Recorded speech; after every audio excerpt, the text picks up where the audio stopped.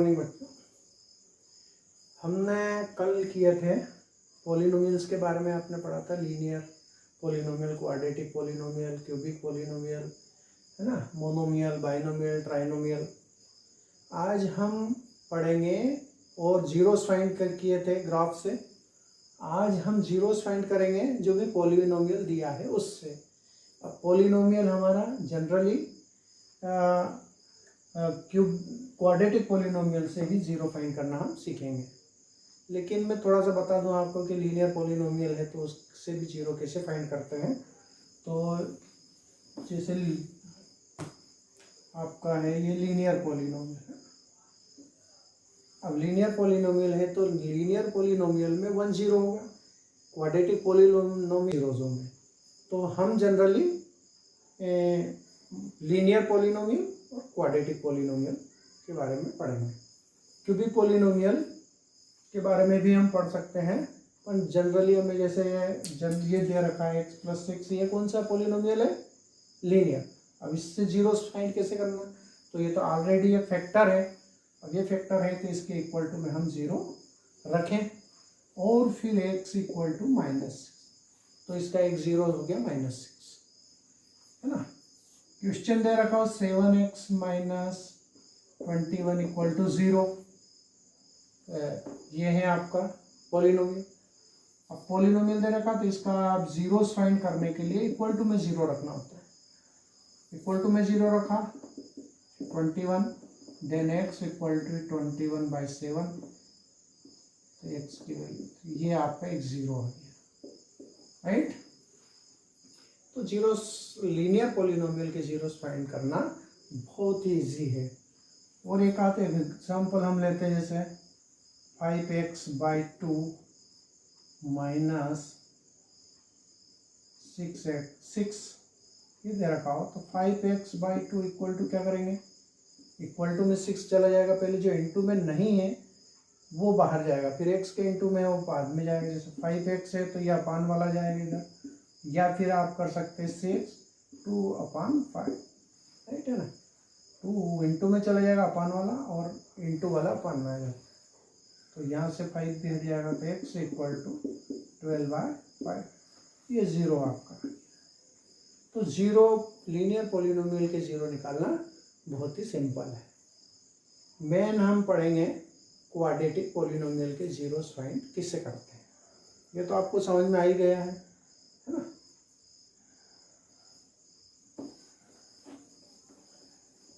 Quadratic polynomial लिया है। Quadratic polynomial में x² + 3x - 10 3 स्टेप है, जिसको अपन ट्राइनोमियल भी बोलते हैं, लेकिन जनरल इसको क्वाड्रेटिक पॉलिनोमियल बनाएंगे।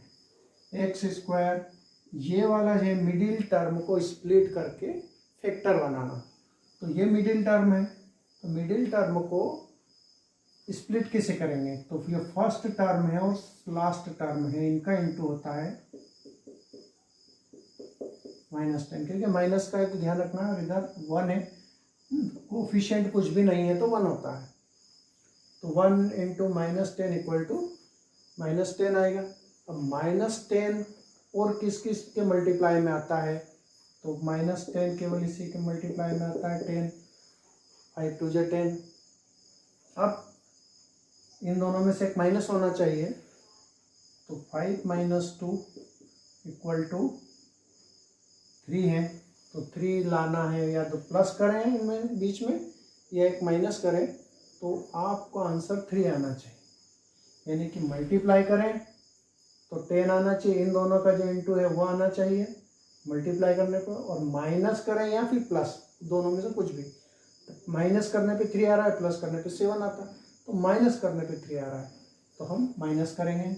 अब ये 3 को हमने क्या करा, 5 - 2, x एज इट इज है, -10 है, x² मल्टीप्लाई कर दिए, तो 5x में मल्टीप्लाई किया, 5x - 2x -10।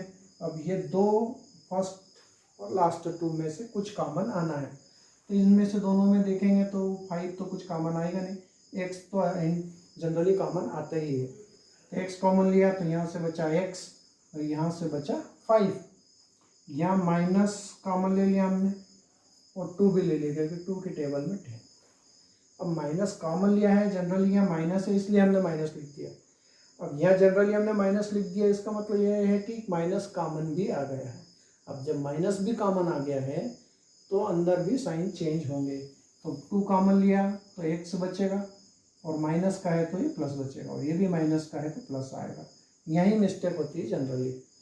कहाँ होती है कि हम यहाँ माइनस लिख देते हैं, यहाँ लिखा है तो, और इसका ध्यान ही नहीं रखते कि हमने माइनस कॉमन लिया। जनरली यहाँ कॉमन माइनस आ गया है, लिया नहीं है, माइनस था इसलिए माइनस लिख दिया। प्लस होता है तो उसमें कोई फर्क नहीं पड़ता है, क्योंकि प्लस का किसी में मल्टीप्लाई करें तो वो साइन चेंज नहीं होते, लेकिन माइनस का करें तो साइन चेंज होते हैं। अब यह माइनस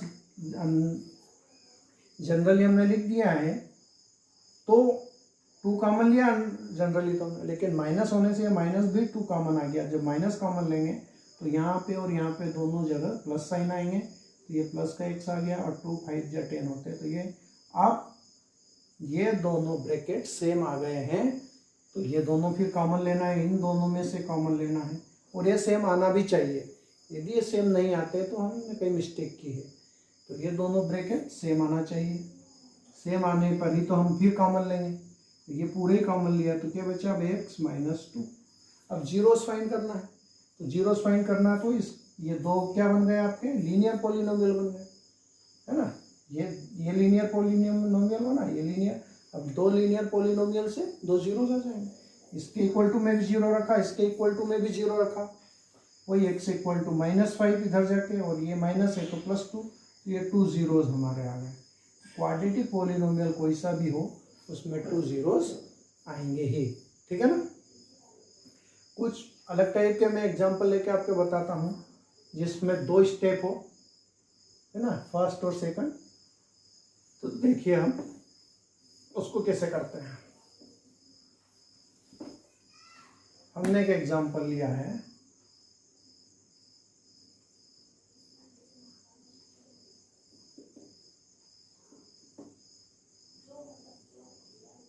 ये, ठीक है ना। 2 स्टेप लिए हमने, फर्स्ट 2 स्टेप, एक्स स्क्वायर के बाद x आता है और कांस्टेंट टर्म हमने छोड़ा। इस टाइप का भी आता है, तो आंसर तो 2 ही आना है, क्योंकि क्वाड्रेटिक पॉलिनोमियल है। क्वाड्रेटिक पॉलिनोमियल का मतलब पावर 2 है। अब इसमें स्प्लिट तो करना ही नहीं, क्योंकि मिडिल टर्म है ही नहीं।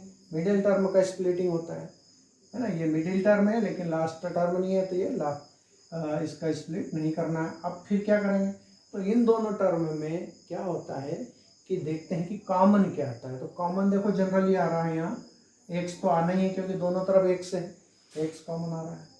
और जनरली 2 और 8, तो 2 और 8 के दोनों सेम टेबल में आते हैं 2 में, तो 2 भी कॉमन ले सकते हैं।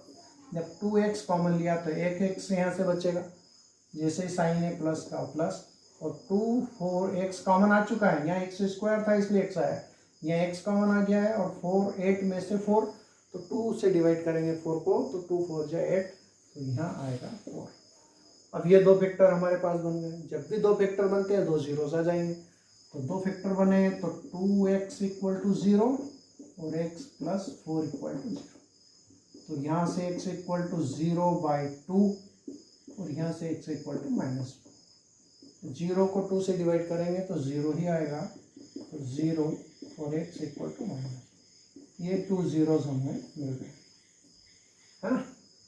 ये क्योंकि क्वाड्रेटिक इक्वेशन जनरल फॉर्म ये होता है, ax square plus bx plus c। X square आता है, फिर x आता है, फिर x एलिमिनेट हो जाता है यहाँ पर, ठीक है ना। तो इस टाइप से ये क्वाड्रेटिक। अब हमने पहले तीनों स्टेप से कर लिया क्वेश्चन था, अब हमें ये 2 स्टेप मिली, फर्स्ट और सेकंड, इससे हमें कर लिया। तो फर्स्ट और सेकंड जब मिलती है तो उसमें कुछ ना कुछ कॉमन आता ही है, राइट।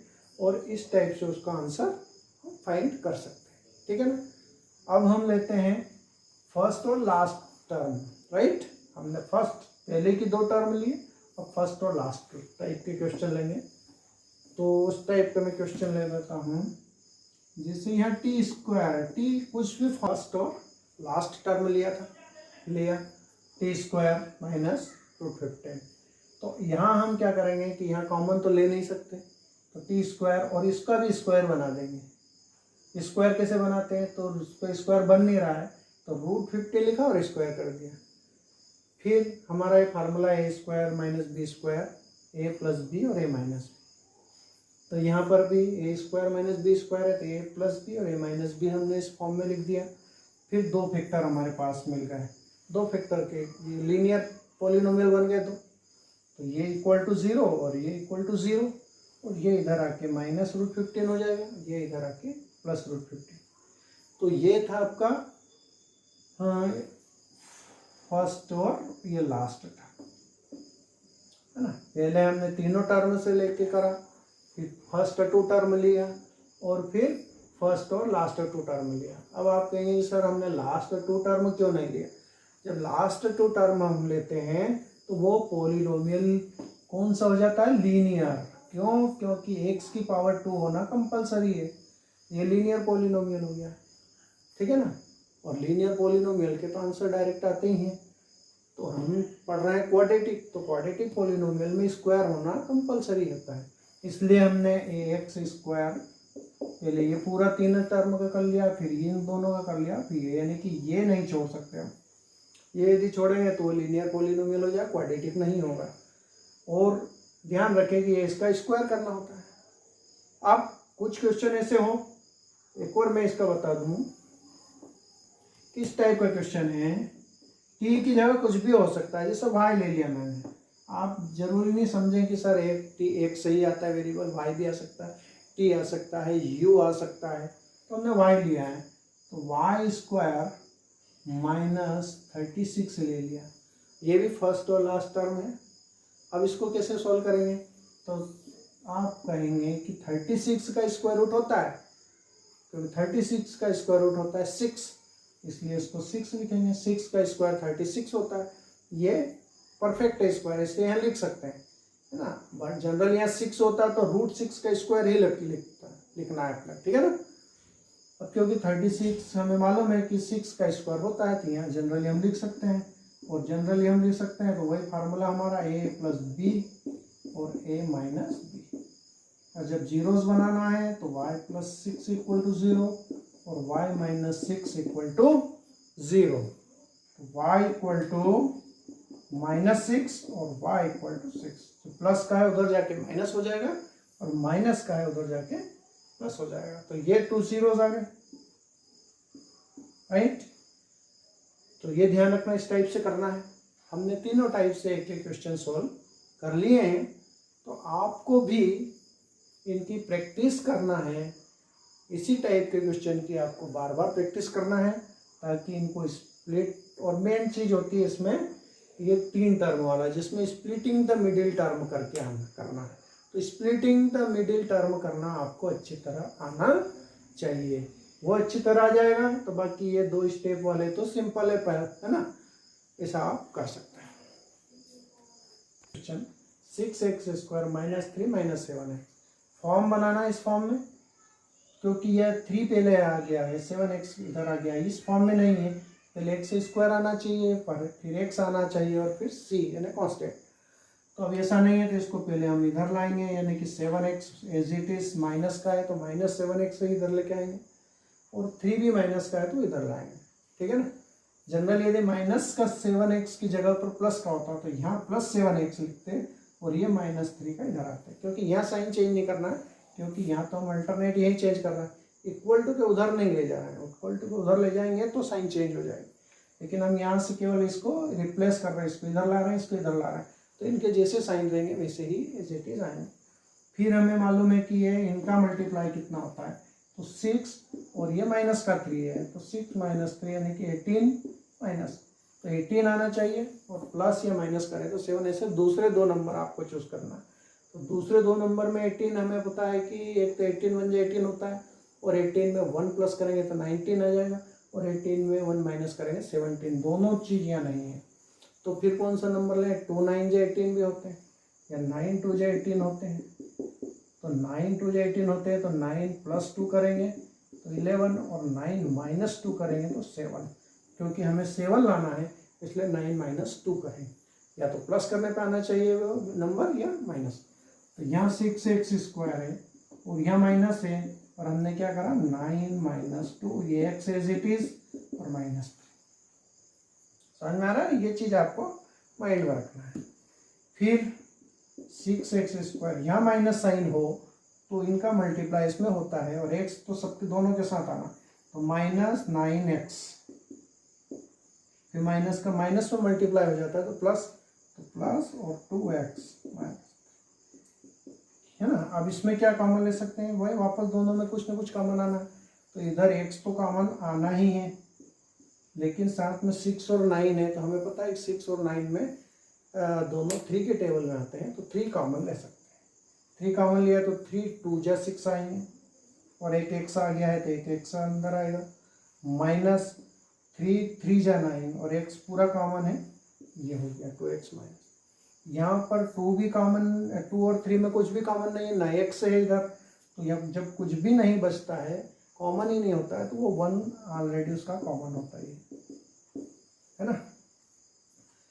अब यहाँ वापस देखिए, अब ये दोनों सेम हो गए, अब ये दोनों सेम हो गए तो यही कॉमन ले लिया हमने, ये कॉमन लिया तो 3x, और यहाँ से आ गया प्लस, ठीक है ना।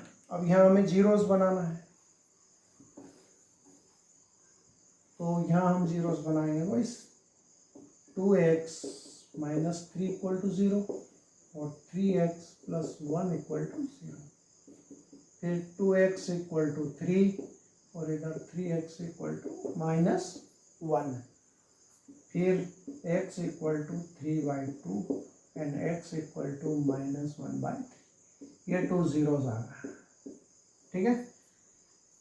तो कंप्लीट मिडिल टर्म को स्प्लिट करना आपको आना चाहिए, इसकी प्रैक्टिस आपको ज़्यादा से ज़्यादा करना है कि इनका मल्टीप्लाई जो करें उनका मल्टीप्लाई यहाँ बीच में भी आना चाहिए, और उनका प्लस करें तो ये बीच वाला नंबर आना चाहिए। इस टाइप की प्रैक्टिस आपको बार बार करना है, ठीक है ना। मैं सोचता हूँ कि आप इसको लाइक करें,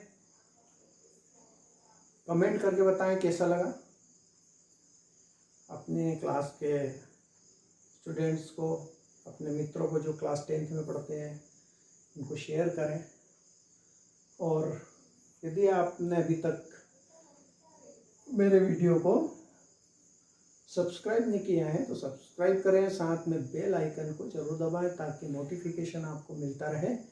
गुड बाय बच्चों।